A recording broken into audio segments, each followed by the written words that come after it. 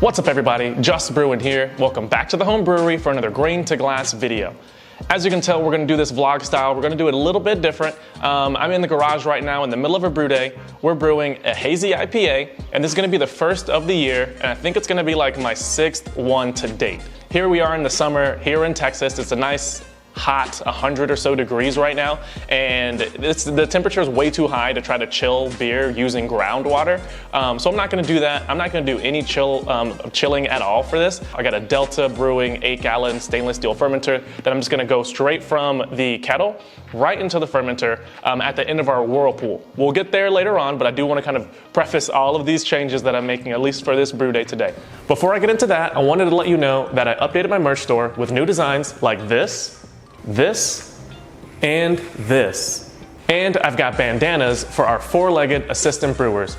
Check it all out. Let me know what you think at justbrewing.com/merch, where all merch proceeds are gonna go to charity. Let's get to brew day. We're gonna mash for 1 hour at 149 degrees Fahrenheit. We're going with about 71% Golden Promise as the base, about 14% flaked wheat, and about 14% flaked oats. The Golden Promise should carry this beer, and the flaked wheat and the flaked oats are gonna give us a bit of head retention. It's gonna give us some body in the beer as well. It's also gonna soften the mouthfeel and give us that pillowy mouthfeel that you expect out of a good hazy IPA. At the end of our mash, rather than turning our controller up to 100% to get it up to a boil, I'm just gonna crank it up just what is like 20 more degrees so that I can get it to about 170, 180 degrees Fahrenheit so I can do a whirlpool. So typically you would chill down to get a whirlpool. I'm actually gonna just heat up to get to one. So that's really, really interesting. We're going with a very simple hop mixture here. We're going with a 1:1:1 ratio of Citra, Cascade, and Mosaic. At the end of the whirlpool, typically this would be the time to chill it down, so I'd hook up one of my 3 chillers. I'm not gonna do any of that. I'm actually just gonna get it right into the fermenter, and I'm gonna get the fermenter into the fermentation chamber, and just leave it alone, let the chamber cool it down, and I'll probably check on it tomorrow, and that's when I'm gonna pitch my yeast. Speaking of yeast, for this beer, we're gonna be going with Omega's Cosmic Punch. This is the very first time that I've used it. I really wanna give it a shot, and once again, I'm trying all these new things, but I'm really hoping this is gonna help me get closer to my house hazy recipe. Once my yeast is pitched, I'm gonna leave it alone for just a couple days. We are going to dry hop, and my first charge of dry hopping is gonna be at day 3, so about 2 days, 3 days after fermentation starts. I'm going to be dry hopping with 1 ounce each, Cascade, Citra, Mosaic. We're gonna dry hop again at day 8, so about 4 or 5 days later. We're gonna do another 1 ounce of Citra, Cascade, and Mosaic. We're looking at about, 12 ounces of hops, almost an entire pound of hops in this one beer. And that's a lot of hops. For a beer like this, I don't expect fermentation to take longer than 2 or so weeks. It'll probably be done in like 10 to 12 days, but I'll leave it alone for just a couple days after to help clean itself up. And then it'll be time for the tasting. I'll see you then.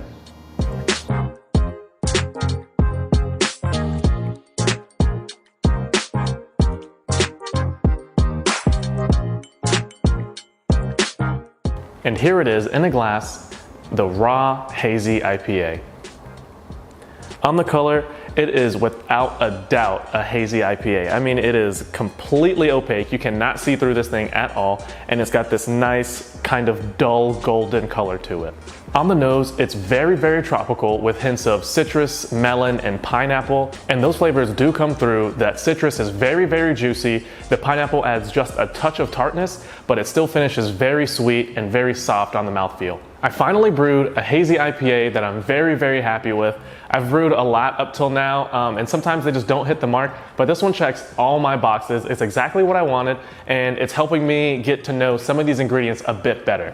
This is the first time that I've used Golden Promise, and it's not exactly the color that I was going for, but I'm still a really, really big fan. I do think Golden Promise as a base malt for hazies is a really, really good idea. I've used all these hops before, and I'm getting familiar with some of them, but I can't wait to continue using them and maybe hopefully, do more smash beers so I can get more familiar with it. But I've read that this hop combination is fantastic, and I completely agree. This was my first time using Cosmic Punch yeast, and I think it worked really, really well.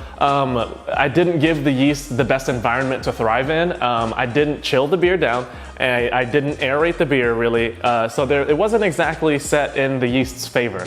It did finish a little bit high, but that does help add another layer to the mouthfeel of the beer, and again, some of that sweetness that I mentioned earlier that can be attributed to some of the fermentable sugar that didn't get fermented out. All in all, I'm super happy with it, and I think that makes the beer just a little bit better because that soft, pillowy mouthfeel is exactly what you want out of a hazy IPA. Now, don't get me wrong, chilling your beer as fast as possible does have its benefits, but it's not a necessity. For a beer like this, especially in a fermenter like this that can withstand it, you don't really have to do it. So I did it, and I wanted to test the fermenter as well, and this was my way of putting it through its paces. It withstood that test, so in my book, this is a thumbs up. This has a seal of approval. I am A-okay with the no chill method. The no boil method also gets a thumbs up in my book. In this case, not getting up to a boil was super efficient, and it worked out really, really well.